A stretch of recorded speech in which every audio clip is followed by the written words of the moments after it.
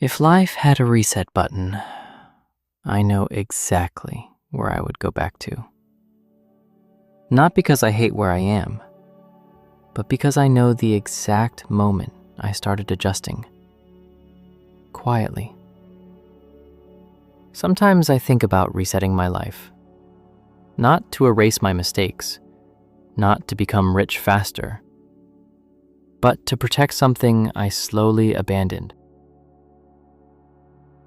Growing up, the pattern was already written for us. Go to school, graduate, get a job, work, save, buy a house, buy a car, start a family. It sounded responsible. It sounded safe. But nobody ever said, protect what makes you feel alive. Nobody ever said, if survival takes over your whole life, it will replace you. After high school, I did what made sense. I went to work. The plan was simple. Work for a while, save some money, and sponsor myself to college. That was the plan. I wasn't lazy. I wasn't unserious. I was trying. I left that job for a higher paying one. I remember the temporary joy. The pay was bigger, more money, and it felt like progress. I told myself, this is it. Now I can save. But the stress was heavier. The hours were longer.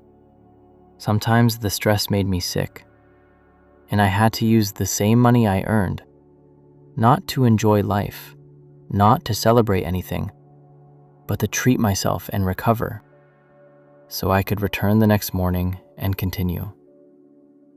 And slowly, I noticed something. The money wasn't building my future. It was just maintaining my survival. Building moves you forward. Maintaining keeps you in place. I didn't become distant from my friends. In fact, those late nights with my friends were the best part. Sitting outside, talking about random things, laughing about nothing. For a few hours, I didn't feel stuck. And I always wished the night would last forever. But morning always came, and I went back. Not towards something, just back.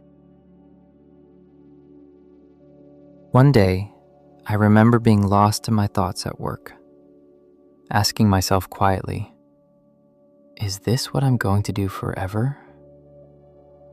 How do I win in life like this, when I'm just existing to survive and not following what I love? It wasn't anger. It wasn't dramatic. It was just tiredness. A deep, quiet tiredness. Like realizing the race you're running isn't even your race. If life had a reset button, I wouldn't reset to avoid struggle. I would reset to protect my courage, to hold on tighter to what made me feel alive, because survival slowly replaced my dream, not in one day, but in small, responsible decisions. And the scary part isn't failing your dream.